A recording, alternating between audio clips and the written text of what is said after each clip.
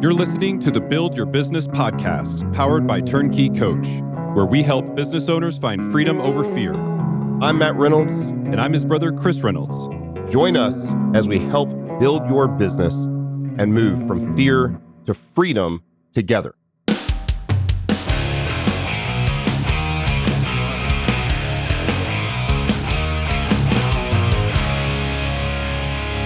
You're listening to the Build Your Business podcast, where we help you take fear and change it into freedom.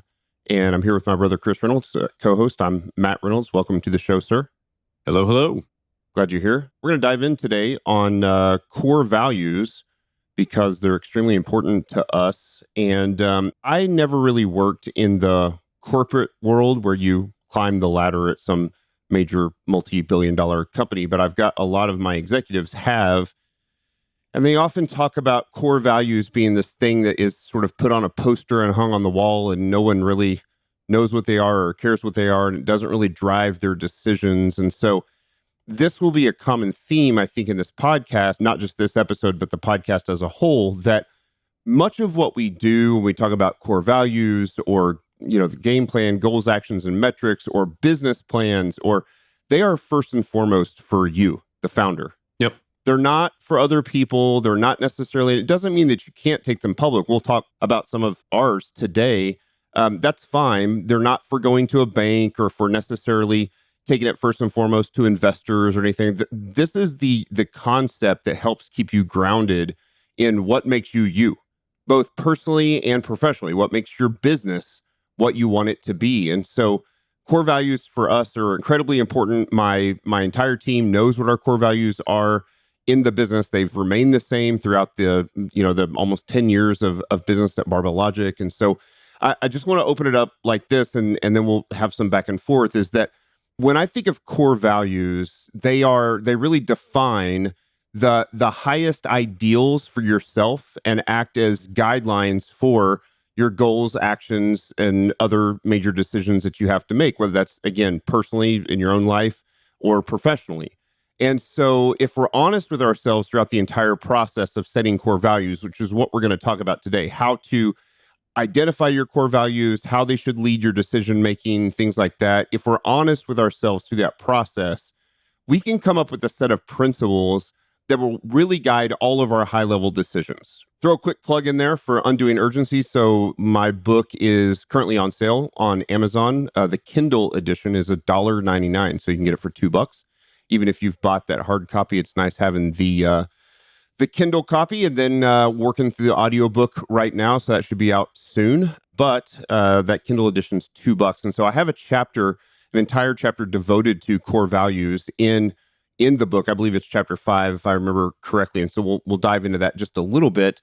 But the way I start that chapter on core values is talking about, in ancient times, everyone will understand this story and can kind of probably picture movies or something that they've seen. In ancient times, an individual was designated as the standard bearer for a unit going into battle, right? So it's the guy that carries the flag or the insignia or the symbol or whatever it was for the unit.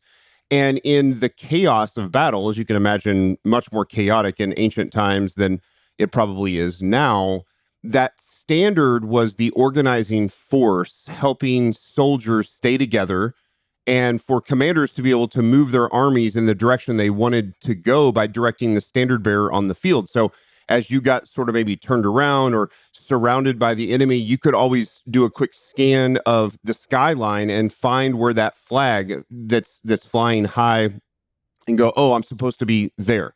This is where I'm supposed to go.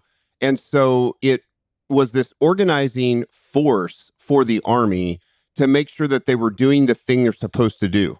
And so you can probably see the relevance here is that core values for us are just our standard bearer for our lives and our business. They force us to define what the standards are for our lives and our businesses. And so I'll start there. Love to get some ideas from you, some thoughts there, but really it's that before we can come up with game plans and goals and actions and metrics and get into the tactics, we have to really understand what's important to us, and core values is that standard. We have to know what the standard is. Yeah, I feel like there's also this aspect that is what what are the things that you value that other people don't, right? Sure. Like, I think that's an interesting little piece, and especially as you start getting outside of the piece where you're defining sort of the ideal self that you're thinking about, but getting towards the point where, as a founder of a company, your values are the values of the company. They That's right. are, right? Like, that's just what it is. And so one of the things that becomes really interesting as you start discovering this for yourself is, think about places where you think something should be a certain way, or you think people should approach problems a certain way, or you think that people are behaving oddly. Like, you're like, why do they do this? I don't understand what's motivating them. The reality is, most of the time, that is a difference in core values. Yeah. It is their human core values are different than your human core values. And the lack of alignment there creates tension, actually, and creates a lot of problems, which is one of the reasons why, as you discover your own core values and you get to the point where you're able to publish those out to the team more broadly and work with the team to determine, what is the company core value set of your own, from your own personal values, and then maybe from the core values of your main team. How does that, what does that turn into? And so it's an interesting factor. And I'll tell a story a little bit later about where this became really, really critical in my last business, where we really started running into problems where me and my co-founder were on the same page, but there were a whole series of employees that were not. And we discovered that, the crux there was the core value difference. Or sometimes the board of directors or investors, as the business gets bigger and bigger. And so Sure. that's why it's so Yeah. important, I think, to lay down these core values and have a really good handle on them early in the business rather than late in the business. Late is often too late. And Yeah. if you're listening to this and you've owned business for 5 or 10 or 15 years, I would say you should absolutely still do these exercises and come up with core values. But it's much easier to shape the business and the course of the business in the early years than it is in the later years. Yeah, but part of that is just like, if you can make it part of your hiring process, part of the early conversations that you have with people, then it will repel the people you don't want and it will bring in the people you do. Not because they're bad people, not because they're good people, right? Like this, it has nothing to do with that. It has to do with people that can align to those values becomes really, really important. We've talked about this some, and we'll talk about it more in future episodes on hiring, is that you often, especially in the beginning, and really some of this continues throughout the life of the business, you often hire on personality, you hire on culture fit, you hire on core value fit, and those things matter as much as the skill set of the person. And so I can hire somebody who's got a tremendous skill set in whatever it is, the position I'm hiring for, but if they aren't a good culture fit, if they're not a good team fit, if they don't have the same core values as you and the rest of the team, then that often works itself through the business like a cancer. And so we're trying to align on core values. And again, there's sort of two ways to look at this. One is, and we'll talk about both, your core values specifically for you personally. And I think even as a business owner, you should start with what are your personal core values. Because just like you said, the core values of the founder are the core values of the business. And over time, if those aren't set, then you will find yourself doing things that are not in agreement or congruence with your own core values. And so these are super important to identify. Yeah. I think there's a personal growth story here as well, which is just, as you discover what those things are, you will have a hard time not seeing it all over the place. Like, you'll start being like, oh, like, I'm realizing that I value this thing. And as I talk to other people, you'll have conversations. I have these all the time where I'll talk to people and I'll say, I had the weirdest interaction with this employee the other day. They did this. And I was like, what could be possibly motivating this person? This doesn't even make any sense. And as I'm talking to the person, they're like, what are you talking about? What they did made perfect sense.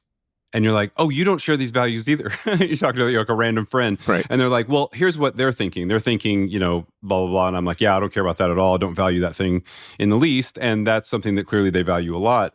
It will explain more than you think it will explain. Sure. about other people's behavior, and also about your own drive towards whatever the thing is that you're going after. One of those aspects to discovering your own values is find those little annoyances. What are they? And you figure out that that is a common separator between people's values. I'll use a very simple example right now that, like, in all of our businesses, my expectation is incredibly quick turnaround on responses when we're communicating. So like, we use Slack in all of our companies, and inside of Slack, if I ask somebody a question, I expect a fairly fast answer, Sure. right? That fast answer can be, I'm currently, running a kid to school or something, and I had to pull over on the side of the road, and sorry, I'll get back with you later. Like, I don't Yep. need you to I don't need you to do the thing right now. I need some kind of acknowledgement that you did it. Yep. Not everybody shares that value, that's an important thing. They're like, Yep. oh, no, personal time is important. And I'm like, no, it's not.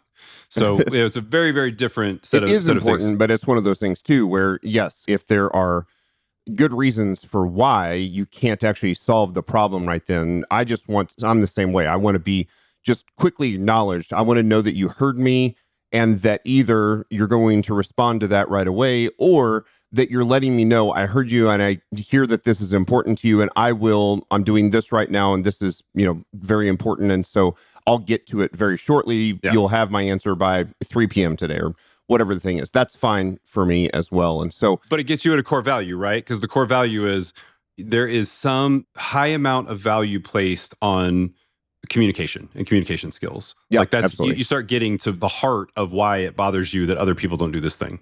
Yeah, absolutely. So when I started to look at, and the way I've kind of laid this out in the book, my own personal core values, this has obviously been a process that I've had to learn over the course of 17 years of business ownership. And so I started doing this when I owned Strong Gym, but this really came to fruition at the beginning of what is now Barbell Logic. And so one of the things I did, I find extremely helpful, extremely helpful tactic, is I just spent a few days, maybe even up to a couple weeks, making a list of valued or respected attributes that I wanted to have, or that I did have. And this is another part where being very self-aware. So, if you want to be somebody that's very early to bed, early to rise, and yet you just hate waking up in the morning and your brain doesn't work, then that might be something that you wish you could do, Right. but it's probably not going to end up being a core value. And so what I did was I just listed in no particular order the things that I respected and valued, and often those will come from, you'll see something or somebody that you like, or they do something that's very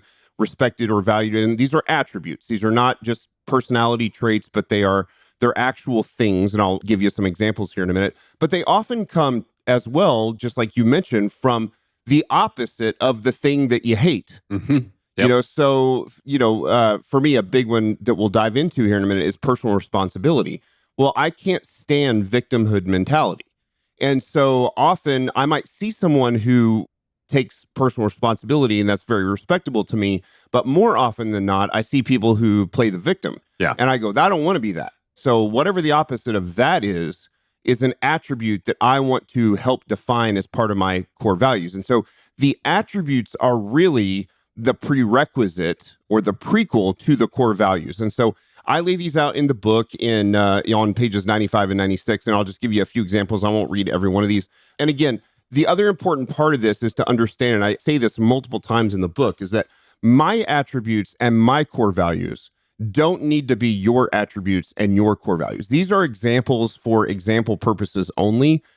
As a matter of fact, it wouldn't work well if you read this and you said, oh yeah, all of Matt's core values and all of Matt's attributes are my attributes as well. We're not trying to create clones of me or you or Elon Musk or anyone else. There are tons of things that Elon does that I can't do or that you can't do. And there are people that I see that I very much respect that I can't be that person because I'm not that person, right? And so, for example, like, I'm a religious guy, and that my faith is a big attribute for me. It's not as much for you and not for lots of people, and that's okay, but that's important to me. And so my family is really important. If you're not married and don't have kids, for me, an attribute of somebody who deeply loves my wife and children is extremely important to me. If you don't have a wife and children, then that's probably not going to be as important to you. Now, you might want a wife and children. You might want a spouse. Obviously, not everybody that's listening to this is a male.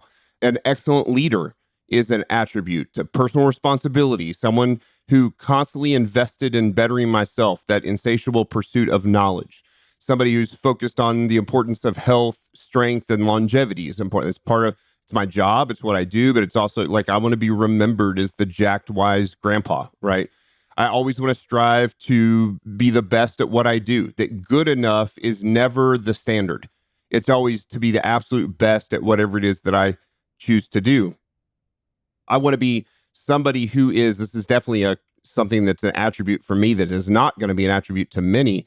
I want to be somebody who's transparent and vulnerable and not afraid of the hard conversations, not afraid to emote when necessary, and also when authentic, and can effectively communicate.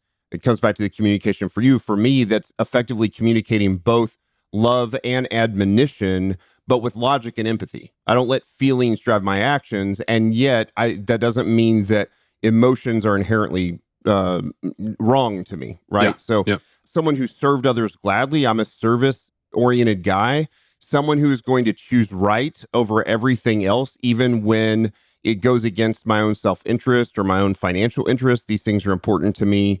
And someone who takes initiative. Initiative is a huge piece of our core value system in our business. I don't want people to sit around and wait to be told what to do. I want them to take initiative and be ambitious in that way. And then the other piece of this, and this is really specific, I think, to the fitness industry because it's so rare, is I want to be somebody who's known as being very professional and classy and buttoned up, and not just me personally, but my business as well. And so the other piece of this, and I'll turn it over to you, as I listed out those attributes, and again, I did those in no particular order, and I just used my phone notepad because my phone is always with me. So as I saw something or watched something or was out and about driving, I could just grab my phone and make a little bullet point of these attributes that matter.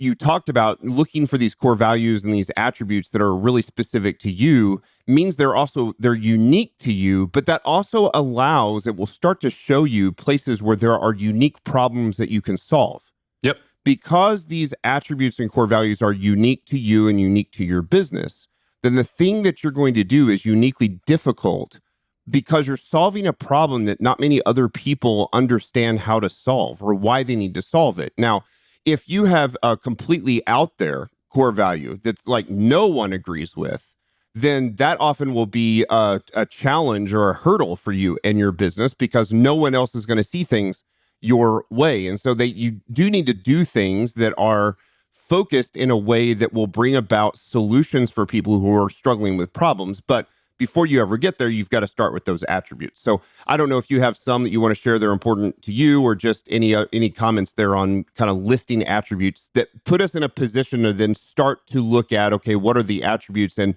then hone those into core values. Yeah, definitely. I mean, I think obviously you and I share many of these, which is the reason that, well, first of all, we're brothers as part of it, Sure. probably. Yeah. But I think there's another aspect of it that we've been doing business for a long time. And so I think part of what happens, the longer you do business, the more aware you are of the things that are valuable to in that pursuit, right? And so definitely personal responsibility is a big one for me too. I think I see it a little bit differently, maybe slightly differently. Not so much about victimhood, which I also don't like, but I think for me, it's more a question of how frequently I see people when I ask them why something happened. Like, let's go back and look at that. We both agree that something happened that was not ideal, right? Sure. The outcome was not ideal. So let's go back and look at why that was. And, maybe I'm just like, tell me what you think, why that was the case. And it's crazy to me how frequently it's everything was outside of their control. Everything. Yeah. It's amazing. Right. Really, everything was out of your control. I had nothing to do with this. Like, well, this didn't happen and this didn't happen, and mistakes were made. It's like, nope. Yeah. Nope. Correct. Right. All those things were true, and that was the deck you were if they were true, right? Right. Then that was the hand you were dealt. Yep. I'm not interested in the hand you were dealt. Like that's what it is. I'm interested in the cards you played. Why'd you play them? Right. In spite of the hand that you were dealt. Nobody controls the hand. Why did you play these cards? That's right. So that's personal responsibility. And then I think, we've talked a lot about these two. I kind of combine them in many ways, but I think drive and agency are both huge deals to me. They're huge. Like, sure. I want to know that you are the kind of person who come hell or high water, you are going to get the thing done, like Yep. whatever it is. And we've talked on a previous podcast about there's this great way of thinking about who the highest agency person in your life is, and that's like who can get you out of a prison with a single phone call. But I think there's also this idea of just who are the people that when you say this is a thing that needs to get done, that you are confident that it is going to get done. Sure. There's a lot of importance that gets brought up in that particular one, because many things will fall under that umbrella, that agency umbrella. Drive is almost independent of it in many ways, which is just, do you want a future that is different than the Sure. present? Right? I know a lot of people are just like, oh, this is what it is. Well, I Right? think drive, I love the term drive, and I probably would have used it had I thought of it in the book. I mean, to me, drive is the combination of initiative and ambition. Yeah, it's those You're two both things. Yep. ambitious and initiative, and agency is obviously very closely related as well. Like, Yeah. most people will say they're ambitious. Most people will say they want a future that is different than the current present state. But most people won't do the work that needs to be done to get there, or at best, they will do the work. They're a, for lack of a better term, they're a grunt, like a low-level private in the army who will absolutely do. It's the Forrest Gump type character Yeah. who will absolutely do everything they're told to do. But they don't have the wherewithal to take the initiative to do what they're supposed to do before they're told Yeah. to do the thing. And so that, to me, the combination of that is drive. Yeah, and actually, there's one other little concept I think that's in both of those two that is included in both drive and agency, and I think that's that internal locus of control Yep. concept, which is, do you believe that you are capable of affecting your world?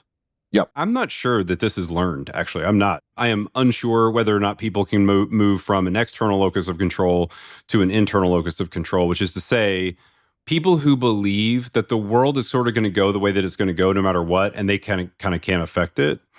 You need to be the kind of person who looks at the world you're currently in versus the world that you want it to become, and inherently you believe, I can affect that change. I can affect that change, right? That's a huge deal. I think it can be learned. And the reason I would say this is because I'm certain that I've seen it happen the other way around. I'm certain that I've seen people who thought that they could make a change. They're young and ambitious. And over time, they sort of get blackpilled to a point that they think, like, I can't change anything. And Yeah. the world's going to hell in a handbasket. And this is where you have to be really careful with things like X or Twitter or TikTok. I mean, social media is so prevalent here that it can really beat you down. And if you're somebody that is constantly filling your mind with this sort of thing, so that it just sort of takes the wind out of your sails, you've got to get out of that. I mean, those are those unproductive, non-urgent, non-important things that are just going to completely change your worldview to the negative. And so, for me, and this is often, I've talked about this before about, even with, I very much have faith in my religion, but I am actually somebody that would rather be wrong and believe what I believe than the other way around. You're different there, so, and for most things, I just want to know the truth. But there are certain things that give me a positive or an optimistic spin on the world. And I don't want that to change, even if it's incorrect. I mean, even if in the end, my entire life just gets, completely destroyed and flushed down the toilet and things go bad in my family, I would much rather not believe that that's going to happen and believe optimistically that I actually have some control over those things than the other way around. Because what I end up seeing is so many people that have this massive pessimistic outlook on life, they actually live a life that is painful and pessimistic, and they're so melancholy, and they often deal with depression. And ultimately, when you look back at their life was just like everybody else's. It actually didn't end that way. It didn't end in tragedy. The tragedy was the 50 years you spent being uber pessimistic about That's absolutely the case, man. That's definitely a big value that I've got as well, is just this idea around optimism. It is another one that we've talked about. Like, I know pessimists struggle to be different. To whatever degree you can do this, right? Maybe you can change this 10 to 15% in your own life. Maybe you can't change it 50% or 100% or something. But to whatever degree you can change it, you should. Optimism is one of these things that, I think we've said before. There's a very common quote. It goes around Twitter all the time, which is that pessimists sound smart and optimists make money. Right. it's That's right. and it's true. Like at the end of the day, don't fill your head with that stuff. The last one that I'll put on there for just my own core values is just this echoes yours around learning, and it's just I want everybody to be a learning machine, and I sort of expect that people are, and am a bit put off when I find out that they're not. Yeah, But it is not even the bulk of the population. It is not more than 50% of the No, way population less. that is yeah, way less. The number of people that when I say, "Hey, isn't this exciting? I'm going to teach you how XYZ, whatever the thing is." In my world, that's usually technology. I'll be like, you get to learn this cool new thing that they act like they just got assigned a job, and I'm like, whoa. Like we are two different people. Like I just offered you, you know, 25 years of knowledge compressed into an hour on a call with me, and you're like, why did you just give me an extra task? Like, whoa, that is a value shifting situation, right? That's a Yep. great example of a place where you will probably never get along with that person, at least in that particular context, because you just value something that they don't value. They don't Sure. value learning. You do value learning, right? Yep, absolutely.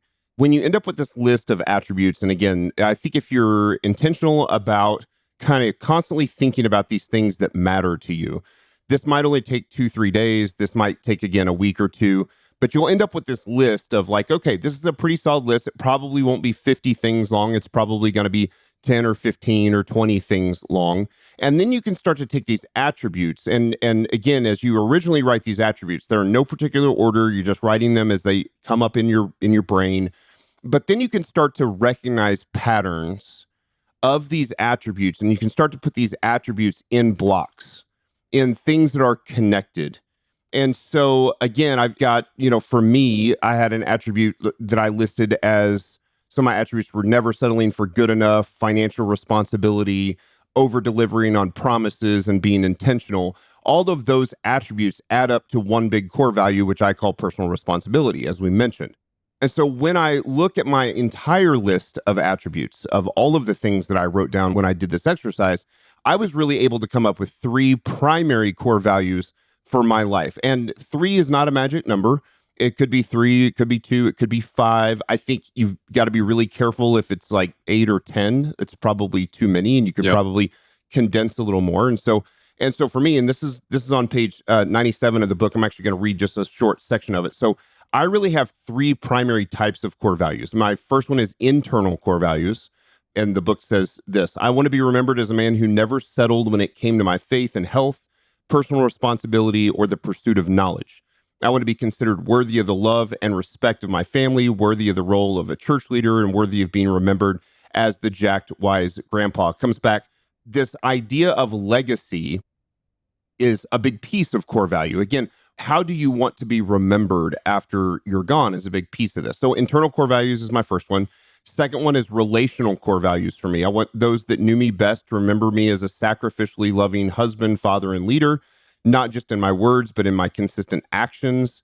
I hope they think of me as someone who led from the front, unafraid to jump into the trenches and get my hands dirty, as well as someone who was truly myself, transparent, vulnerable, and unafraid of difficult but important conversations. So I have these internal core values, I have relational core values, and then again, because I am a service-driven guy, and this is where you and I mean, you're service too, but you're much more geared towards the tech side of things, and I'm much more geared. I can't go into a restaurant or a hotel or any sort of service business and not immediately recognize where the business is doing well and where it's fallen flat on its face. And so those service-driven core values for me is that I want even those who did not know me well. So even those of you who are listening to this podcast, we're not necessarily in a super circle of friendship, to consider me a person who served others gladly and who always tried to choose the right thing, even if it went against my own self-interests. I want my service to benefit and grow through personal initiative and leading with an example of the highest professionalism, even to the point of raising and redefining the accepted standard of professionalism and service in the fitness industry specifically. And that's because I think the fitness industry really struggles with professionalism. And so those are really my 3 primary personal core values. That's how I've taken a list of 10, 15, 20 attributes and turn those into core values that can then drive my decision making and my goals in each year to come or season that I'm in any particular time in my life. There's a couple of things come out of that I think are really important. First of all, what you just did there by doing some broad level categorization is compression, right? You're compressing a longer list of things, which is going to be important if you actually sit down and do the exercise, because you're going to come up with a lot of stuff. There's going to be a lot of things that come out of that. If you don't do this, compression step where you get it down to, I like 3. I think three, sure. three's somewhere good. in that ballpark. Somewhere in that ballpark is good. If you don't do that, you walk away and remember none of it. Correct. This is important for lots of things. I'm not going to get off on every single thing that this is important for, but I just want to put a little flag in the ground around this idea that when there is a very long list of anything, okay, or a long, brain dump of something or whatever it is, the compression of that thing makes it memorable. The compression of that thing also makes it possible to communicate it. Yep. I could probably come up with a better word for that. Sure. But you can say it in an elevator pitch instead of needing an hour to walk through the thing. Exactly. When you're telling somebody some of your core values, you can say, here's 3 things, right? But it's not, here's 25 things. And this is just a really important point in general, and it's really, really useful in business. At some point, we should have a conversation around, and I'm saying this so that I remember. I sometimes listen to our podcast after it comes out, and I want to remember that this is a good topic to talk about, just communication in general. Like, there are some really good practical tips around communication in business, and one of the most important ones that I see missed all the time is how tightly you compress things. Remove. Sure. People are busy, so it's a good thing to do. So this is useful for you, for your mind, to think about what are my values, what are my core values. It's also good because you can communicate them. The other thing that sort of spins out of this that I'm thinking about is just that there are a couple stretches I feel like people could make here that would be a mistake. And I just want to mention them. I'm kind of curious if you think the same thing. Sure. It's going to be very easy for you to write down aspirational core values. You mentioned this earlier, and I think it's right. I just want to push on it a little bit. Aspirational core values. I deeply value getting up early in the morning and getting all the work done or whatever. And you're the kind of person that gets up at 10 a.m. every morning. Like, it's not going to work. And so there's an aspect of this that I also want you to think about, which is it's fine for there to be an ideal you, but you also want to have an honest you. Yep. And there's a lot around the honest you that can actually be huge and awesome as well. Like, it's okay like, if your world is a world where you can get up at 10 a.m., but you're up until 2 a.m., and those are productive hours, not completely wasted hours, which is, what I typically see, then that's okay. You need to own ultimately who you are and turn that into something of value. One aspect of this that I've heard before, which I think is really useful, is to say this, like, if you've heard the Maslow quote, which is, to the man with a hammer, everything looks like a nail. Sure. And a lot of people take that quote as to say that you should go get more tools, right? If you only have a hammer, go get a screwdriver. There's another school of thought there, and David Perel talks about this on his podcast, which is really, really good. And he says, I don't think so. I think that instead you should go find all the nails. Right. And I love it. I love it. You can't change your personality, right? No. If your core values and even the attributes you list are completely in opposite to your personality, the personality isn't going to change. And so the idea there is you are born with, and it's always some combination of nature and nurture in your formative years, with a toolbox that has a certain number of tools, and your tools are different than everybody else's tools. Your job is to use those tools in the best way possible, in the most efficient way possible. You be the best damn hammer there is if you've got a hammer, right? Yeah. And if you got a screwdriver, you use that, and maybe you've got both, but you're not going to have every tool in the toolbox. And this comes back to this concept of, I can't be Elon Musk, or I can't be Charlie Munger, or I don't have the same tools that they have. Right. So what I do is I have to recognize what are the tools that I do have, and how do I use those to the best of my ability, and in order to live a life that is symbiotic and in congruence with my core values, as well as pass those down to my team, to my business. And so I love that idea as well. Well, spot on. I mean, I think those things are critical. And it's interesting that in what you just said, you can hear some of the other values in them. Like when we said, like, it drives us crazy when people say, well, this thing didn't happen or it didn't happen the way that I wanted it to because of everything else in the world that I'm not in control of. Sure. In many ways, this idea that you are not in control of the hand you were dealt, you're not in control of the tools you were given when you were born, but you are absolutely in control of how you use that thing. That's right. How many nails you find, how many nails you swing at. I think that's a big deal. Yep. And at the end of the day, what we're really saying is, look, you might have got a bum hand. A lot of people do, right? Yeah. Less tools. Less tools, just like less stuff. But it is not lost on me that the best founder stories on the planet, and almost all of them, come from people who were dealt a bum hand. Sure. Because at the end of the day, there's a lot of scrambling that has to happen there in order to fight for, some level or position that you're trying to get to in the world. And so don't let the bum hand be a problem. I think it's a really critical piece of the puzzle.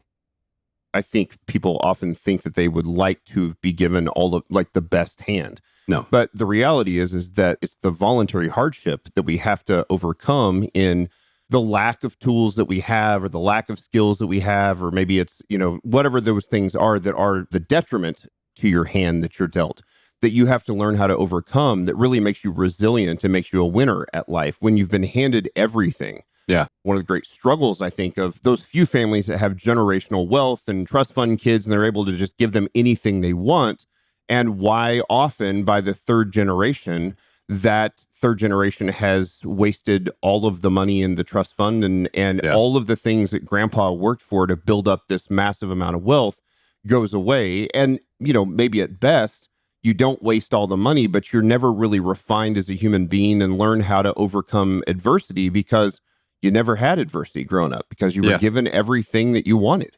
So I don't want everything that I wanted. I mean, you and I have talked about this before. I'm very grateful that we were raised well below the poverty line.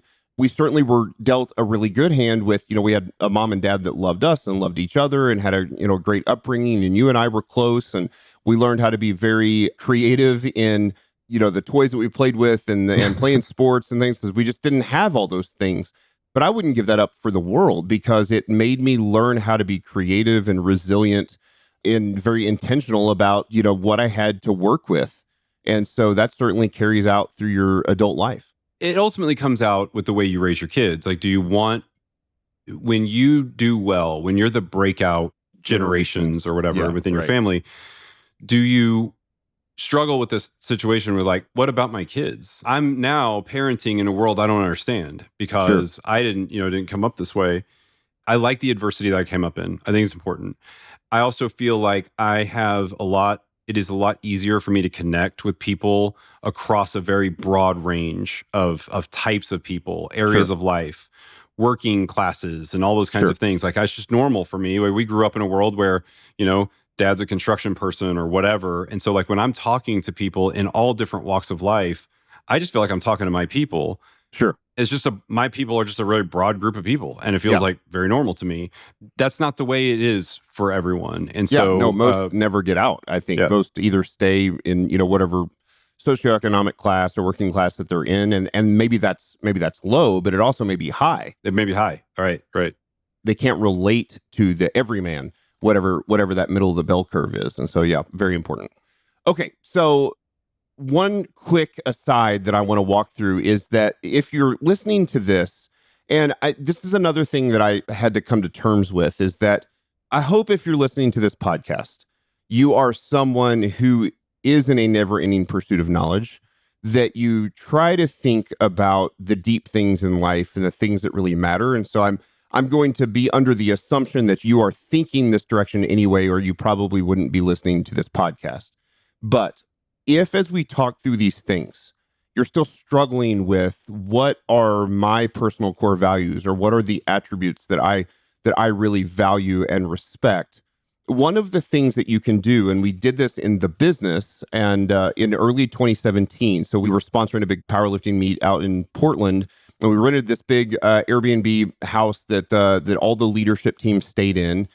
And we were kind of trying to redefine who we were. We'd gone through some branding changes and whatnot. And so really to try to hone in on who we were as a business. And so there's a great exercise that you can do if the previous exercises we've just given you of just trying to be mindful about the things that matter and making a list on your phone or wherever.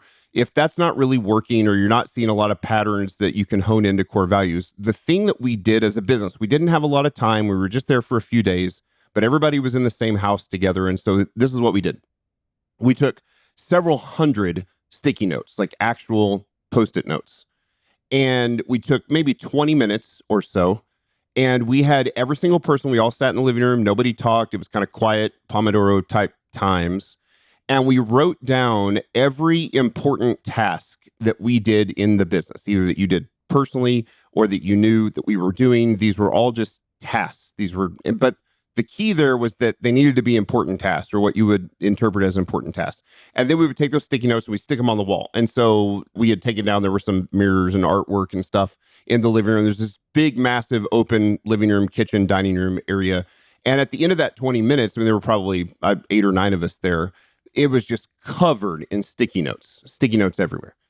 And so now we have essentially, after 20 minutes, 30 minutes, every important task that we did on a daily, weekly, monthly basis in the business. And then we were able to start taking those tasks and we were able to start putting them into blocks that were similar. And so you started to see patterns forming of this is who we are and this is what we do at Barbell Logic. Not just who we want to be, but actually what we're doing right now today. And can we use the tasks that we've started with, knowing that everyone already knew my core values and some of these major core values for me had been passed down to the business. We wanted to get down to a base level of really tenets for our company. And so as we did that, we came up with 4 primary tenets. And those 4 primary tenets were serve or service, grow, teach, and steward. So to serve our clients and staff well, to grow our company, to teach our community, and to steward our resources well. And so those 4 tenets then became really the foundational piece of what then drove our core values, which then drove our goals, actions, and metrics for the next year. And so as we turned those 4 major tenets into core values after utilizing this exercise of all the Post-it notes, we came up with 3 primary core values for the business. And you'll see that they're very connected to my own. And so Barbell Logic's core values are growth. And it says, as individuals and a company, we believe in growth through setting goals, tracking progress, and demonstrating success. 2, connection. Coaching is a window into people's lives. We value authentic interactions and real relationships with everyone who trusts us enough to open it. And 3, consistency. Trust and consistency are the heart of our professionalism. Every interaction is an opportunity to build trust, and we hold ourselves accountable to the expectations we set. Once we were able to get through this exercise and come up with growth, connection, and consistency as our core values, we were then able to look at, okay, let's look at the next year or next 6 months, next several quarters. And what are the goals that we really need to put in place to help drive these, making sure that these stay the foundation of who we are at all times. So again, we go back to that original story, so that when business or life is wildly chaotic in the midst of the battlefield, and I realize we're not really in battle, but for the sake of the metaphor, we can always turn our eyes to the standard bearer and know what the standard is. And we can come together as a team or as a family or as an individual and know where we're supposed to be because we've already defined this is what's important to me. And in those times, that's easy to do in easy times. It's in the midst of the chaos when the bombs are going off and there's fire everywhere and the air is full of smoke and it's actually very hard to see. Getting your eyes back to the standard and being who you said you were going to be and who you want to be is extremely important. That's why we do this for ourselves first and not for the investors and not for the board and not for a bank and not to get a loan and none of those things. It helps define who we are to ourselves so that we understand exactly, so that when we have to make that hard decision, we can weigh that hard decision against, is this really who we say we are? is this in line with our core values? And that's why we do what we do. So you've got two different options there. Both, for some of you, this will come easy. And for those that it comes a little more difficult, this post-it note, and I literally would do post-it notes. I mean, I literally would go back old school, go into your dining room or somewhere where there's big wall space and just write down every task you do, put it on the wall, and then start to find the patterns that emerge, and you can really hone in down to those three. And for us in the business, we went tenets first, like major tenets, and then derive core values from them. You might be able to go right from attributes to core values. But then you've got this spot where you say, okay, I know who I am. I know who I'm trying to be. I know where I'm going, and I know where the standard is. Yeah. I think specifically where I find these particularly valuable is when there are, I don't know, dangerous type opportunities. The kind of opportunity you look at that you're like, Sure. it's probably a bit of a moral quandary whether you should do X or Y. That's when this stuff really becomes good, because you can look at it and go, I'll use one of Buffett's examples for this. There's this idea that, you spend your entire life building up your name, and it takes a very, very long time to do that. Sure. And it takes less than 5 minutes to lose it. That's right. It's a really important aspect of, leaning on these core values in times that are hard. But I think specifically in times that are, where you're in some perilous ground, like you could make a choice. It might benefit you, but if it doesn't, like it's gonna hurt really bad. Or it's just not who you are. Or it's not who you are. We could make this decision today, and it absolutely would improve the finances of the business, at least in the short term, right? It would make us money. And ultimately, businesses have to make money. But I'm not going to do it in a way that is against our core values. And that's not to say that every opportunity that we've had is an actual immoral choice. It's not, certainly there are opportunities to do immoral things in business, but often these things are not necessarily moral or immoral. They're amoral, but they're just not who we are. Yeah. And so I've had to have lots of hard conversations with people, whether they're employees in the business, leadership, or often, maybe it's investors, maybe it's other people that I respect in business, and they say, why don't you do that? Why don't you do this thing? And you say, because it's not who we are. Yeah, we don't do that stuff. At our core value, it's not who we are. Not because it's wrong, not because there's anything wrong with it or immoral about it. It's just not who we are. Yeah. Our eyes are on the flag, on the standard.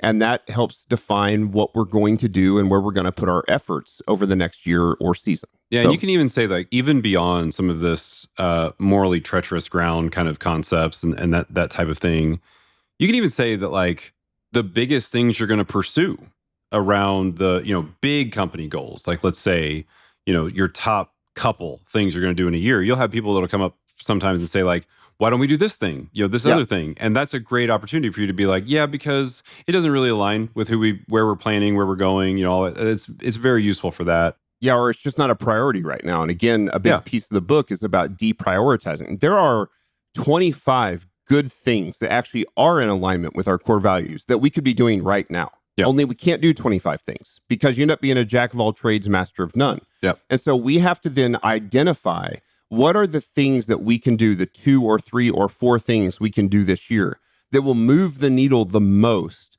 in moving us towards in the direction of the company, of the people that we want to be based on our core values. So this is really the final step. Once you have derived or identified your core values, again, 3, 4, or whatever those are, then the next step is to prioritize those core values. Now, this is really important. All the core values need to be super important in your life. And so it's hard to prioritize core values. And so when I say prioritize them, what I mean is it's not that this one is more important than this one.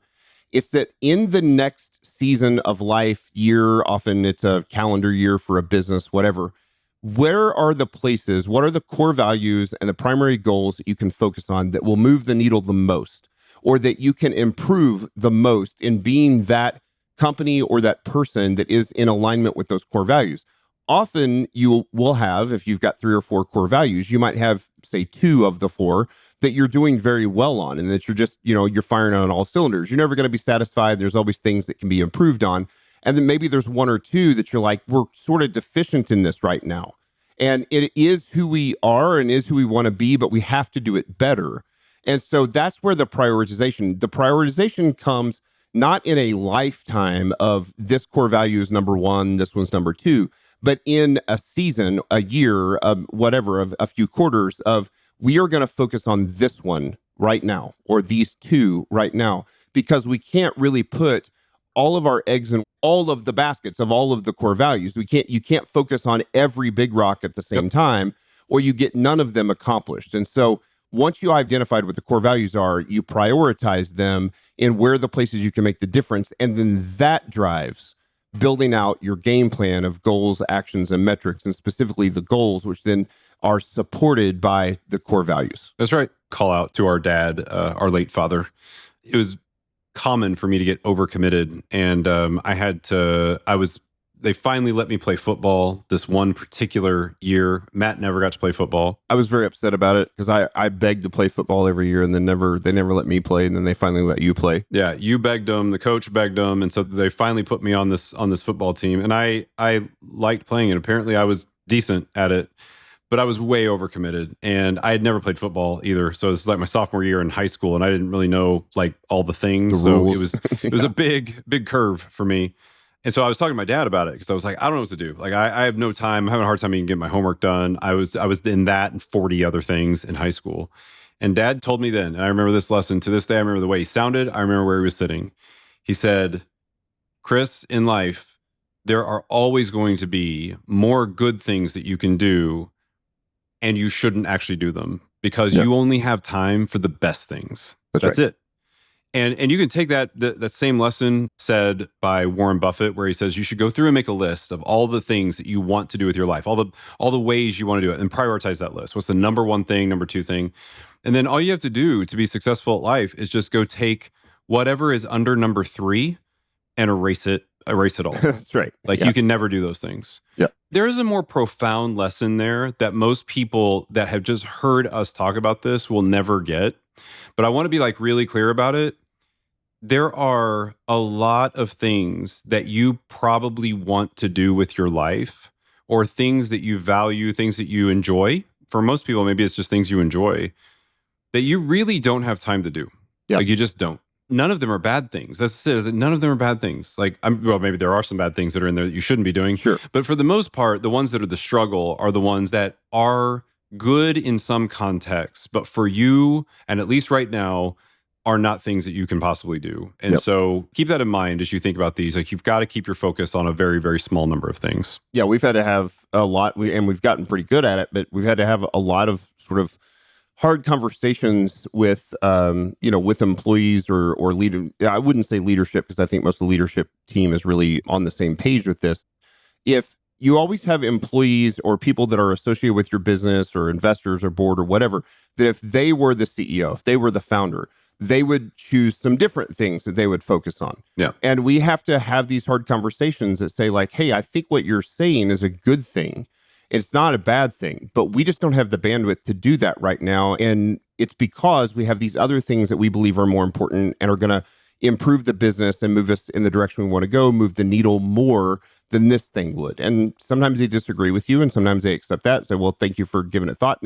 The other thing is that it's not that everything that's below number three will never get done, because sometimes the thing that's fourth or fifth or seventh in another couple of years may be number one, may be number two. Sure. But for all intents and purposes in your brain, those things have to basically get dropped off the list. Now, maybe you put a pin in it to say, hey, every year we're going to sort of revisit, and we're about to do this and have our mission control meetings. We're flying out to Washington and we'll meet as a mission control team here in 2 weeks, and we're going to set the game plan. And now the nice thing about this is as we meet, we don't have to reset the core values. Right.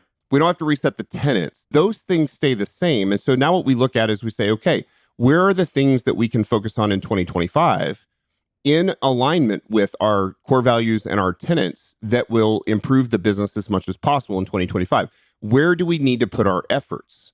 And as soon as you do that, because your effort has to be budgeted, your time, your work, as well as your money and your finances, they must be budgeted. If you do this, there's an opportunity cost. There's something else you cannot do. And so we have to not just identify the things that we are going to do, we have to decide on the things we have to pull the weeds on and not do. That's and right. it all comes back to your core values. So to wrap it up in quick review, In order to identify your core values and to come up with your core values, which are very important before you get into the actual tactical aspect of the game plan, you first take a few days and you write down all your valued or respected attributes, right? Just take it in no particular order. Second, once you've done that, you will categorize those attributes into a handful or less of primary core values. Again, 3 is probably perfect, but somewhere in that ballpark. And take the time to really define each one and what it means to you. So you'll notice that when I talked about internal core values, my relational core values, and my service core values, I didn't just say those 3 words. I actually then had a couple sentences that defined what those were so that I had a very clear definition of my core values. And then finally, once you have those core values, you'll prioritize those core values for the season. So you should focus on, like, where should your focus be if you really want to move the ball down the field and make progress in a specific core value or 2. And that'll give you the starting point for your goals in the game plan for this upcoming year or season. That's it. There you go. That's why core values matter. You should constantly come back to them as a founder. You should speak about them all the time. Repetition is huge, especially with a team. There are still people on your team who actually won't share every personal core value that you have.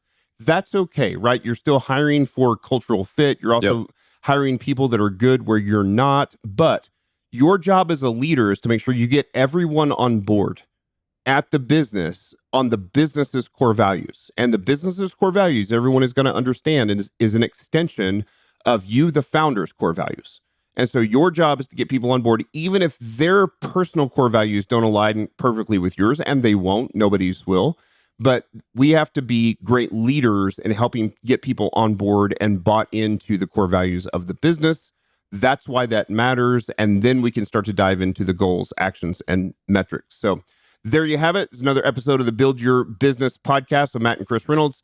If you haven't given us a review, we would love a review, honest review on Apple Podcasts or Spotify. We continue to climb the charts. We're in the top 50 now, I think 45, somewhere in there.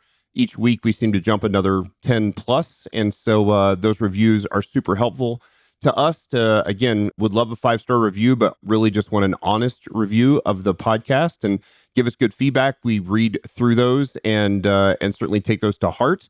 If you have somebody that could benefit from the podcast, friend, family member, business coworker, whatever, mentor, someone that you're mentoring, please share the podcast with them. If you really love it or love a specific episode, please share that on social media and link back to the episode. That would be super helpful to us to be able to get the word out to as many people as we can. Again, a big core value I know for both of us is to improve the quality of life of as many people as possible. And so we hope we're doing that here on the Build Your Business podcast for those of you who are especially young and early and new in business, to help remove that anxiety and give you freedom and ownership and really a joy in what you do as a business owner. So thanks for listening, and we'll see you guys next Friday.